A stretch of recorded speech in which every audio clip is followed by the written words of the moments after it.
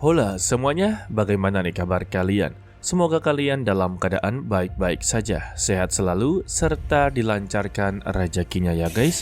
Untuk pada kesempatan kali ini, kita akanlah melanjutkan Tonghua dari BTTH Season 5, tepatnya untuklah episode 162, yang dimana untuk episode sebelumnya, kita telah mendapati informasi tentang pohon Bodhi yang berada di tanah terlarang. Intinya, tempat itu sangatlah begitu berbahaya.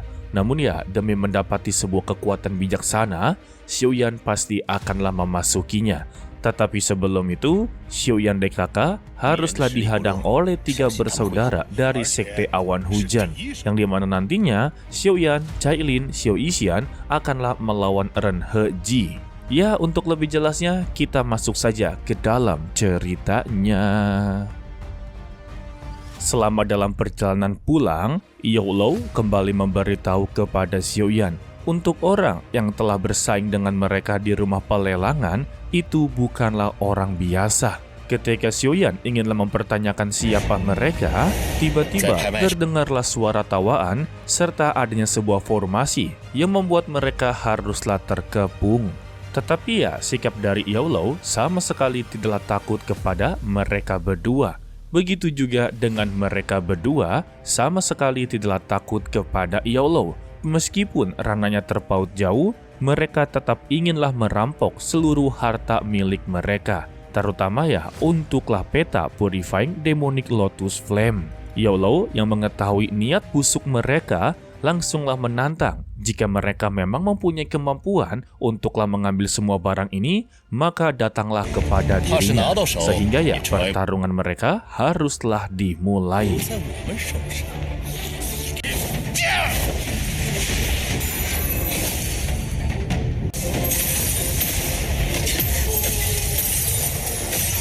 Tetapi mereka berdua ini memiliki rencananya sendiri, yang dimana mereka sengaja menjauhkan Youlo dengan kelompoknya.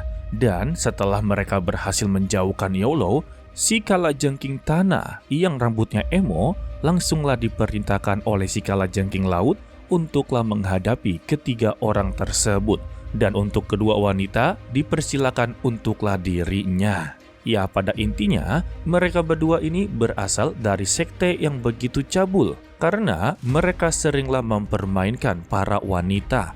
Lantas ya, untuk si kalajengking darat yang disebut sebagai Ren He langsunglah keluar untuk menemui mereka bertiga. Setelah berada di luar, dia menghasut Cailin dan juga Xiao Yixian untuklah jangan dekat-dekat dengan Xiuyan, karena dia adalah pria yang begitu lemah. Lebih baik dengan dirinya, maka dia akanlah menjamin kenikmatan serta kebahagiaan. Perkataannya membuat Xiuyan begitu tersinggung, apalagi ya dia mengucapkan ini di depan istrinya. Sehingga Xiuyan langsunglah menerjang, membuat pertarungan mereka tidak bisa dihindari. Ketika Xiuyan mengerahkan naganya, begitu juga dengan lawannya mengeluarkan kalajengking, membuat bentrokan kekuatan terjadi. Tetapi ya, Xiuyan ternyata masihlah khawatir dengan gurunya. Sedangkan ya, untuk Xiao Yixian dan juga Cailin mencoba untuklah membantunya guys. Tetapi ya, untuk si kalajengking darat ini atau si Ren He benar-benar begitu sangatlah cabul. Dia sama sekali tidaklah menyerang mereka berdua, melainkan mendekati tubuhnya kepada mereka berdua. Ya, intinya benar-benar cabul lah. Xiuyan merasa tindakan dia haruslah diakhiri, sehingga dia menggunakan perubahan tubuh api surgawinya. Tetapi untuk Ren He ini sama sekali tidaklah peduli dengan kemampuan tersebut, karena baginya kemampuan ini hanyalah sementara saja. Dan juga metode yang dikeluarkan oleh Xiuyan tampaknya begitu sangatlah familiar dan dia menyebutkan nama sebagai Fen Yanggu. Sehingga mereka kembali memulai pertarungannya. Tinju demi tinju dikerahkan. Memang kemampuan dari Ren He sesuai dengan kata-katanya. Meskipun Xiuyan telah menggunakan kekuatan tersebut, dia bisa untuklah mengimbangi kemampuannya. Sampai-sampai Xiuyan kembali seperti semula dan Cailin meminta kepada Xiuyan untuklah berhati-hati. Lagi dan lagi, Ren Hengzi mencoba untuklah menghasut mereka berdua. Padahal ya semua hasutannya tidak mungkin didengarkan oleh mereka. Ya, dia berkata, daripada berada di samping pria ini, maka mereka tidak akanlah pernah mendapati apapun. Jadi lebih baik datanglah ke tempat dia, maka mereka akan sangatlah puas. Hasutannya membuat Cailin dan juga Xiao Yixuan mulailah tersinggung, dan mereka berdua langsung menerjang bersama-sama untuklah menghadapinya.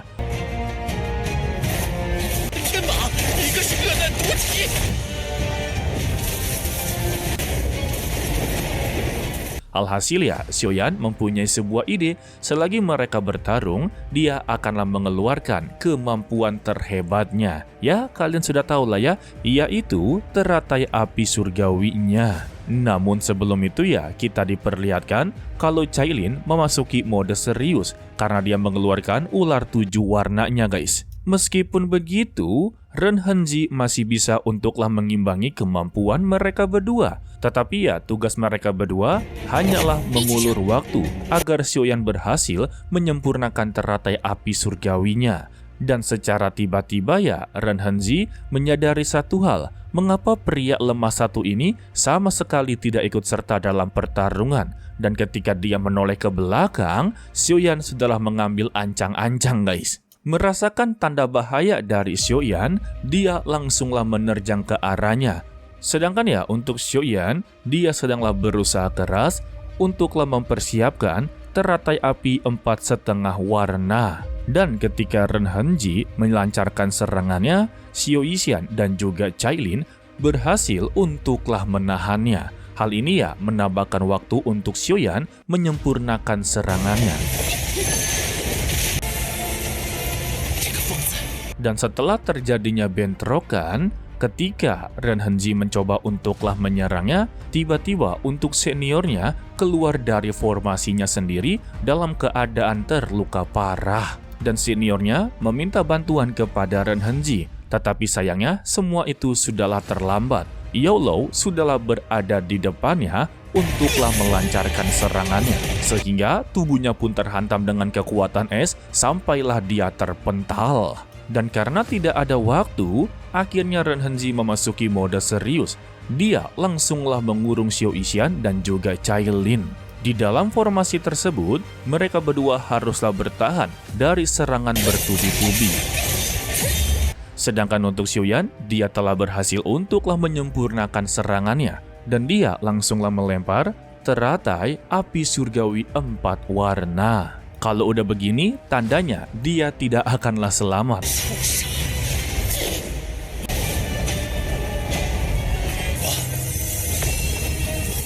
Meskipun Ren Hengzi berjuang keras untuklah menahannya, ya, dia tetap tidak akanlah bisa. Jadi ya, kita ucapkan selamat tinggal dan semoga tenang di alam lain.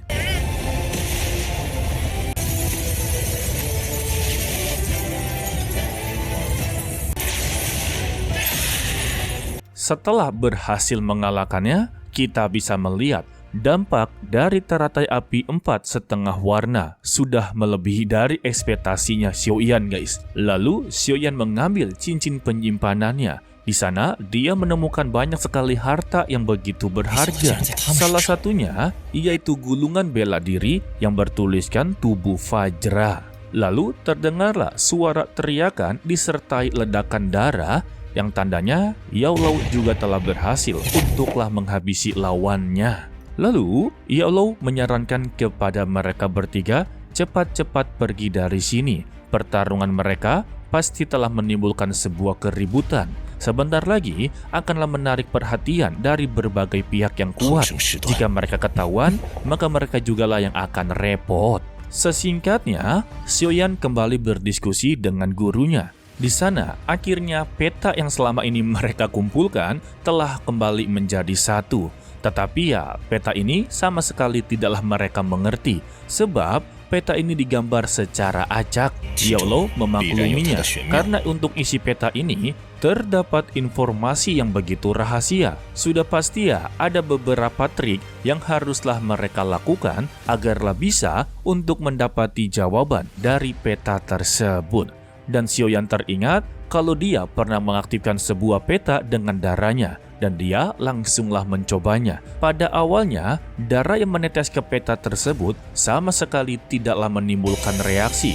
Namun, Xiaoyan pantang menyerah. Dia mencoba untuklah mengeluarkan api surgawinya, dan benar saja peta tersebut langsunglah bereaksi dan memberikan informasi yang begitu sangatlah penting. Yao Lao yang membacanya langsung menjelaskan kepada Xiaoyan kalau ini adalah sebuah fenomena yang disebut sebagai bulan ganda 9 bintang dalam satu. Dan dia memperjelasnya itu adalah pemandangan khusus langit dan bumi, layaknya seperti kita melihat gerhana matahari, guys.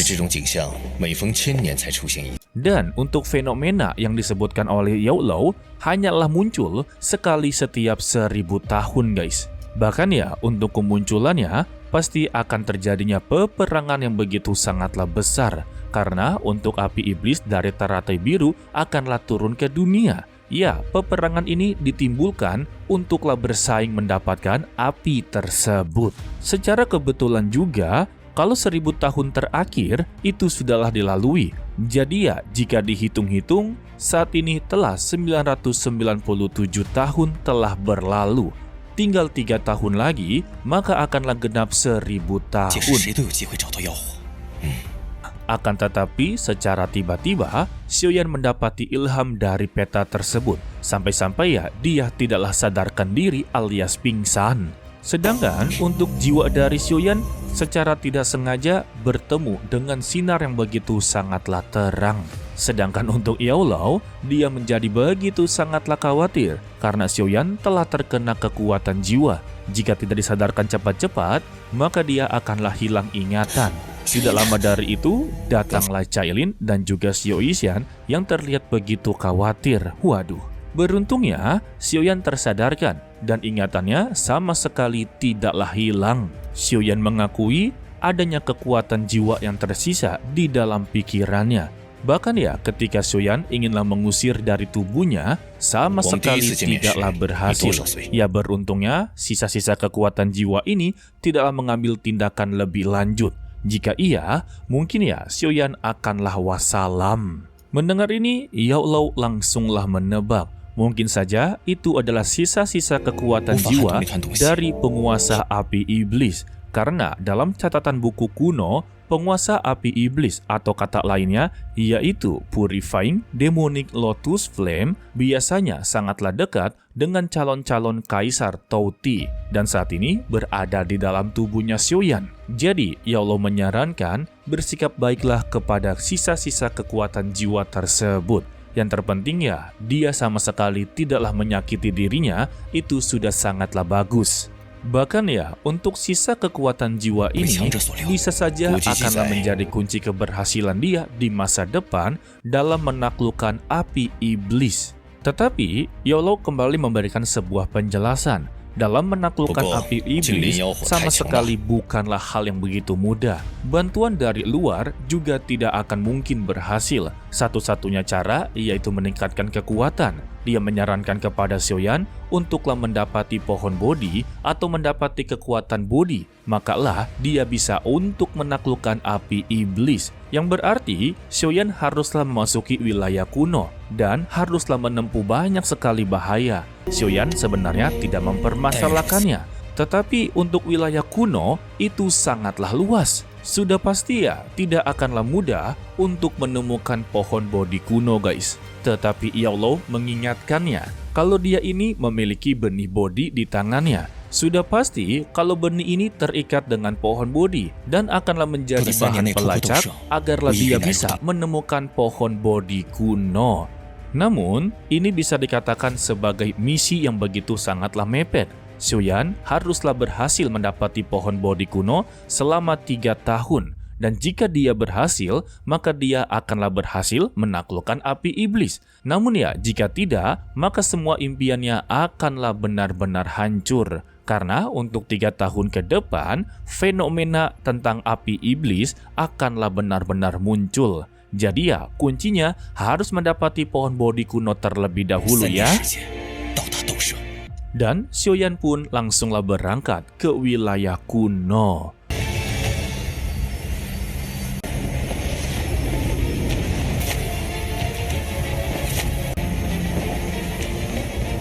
Dan kita bersambung untuklah dilanjutkan part berikutnya, yaitu Sabtu minggu depan. Mimin ucapkan terima kasih kepada kalian yang telah menonton sampai akhir. Pesan dari Mimin, tetaplah menjadi orang yang baik, walaupun itu sangatlah sulit. To be continue, sampai jumpa di video berikutnya. Bye-bye.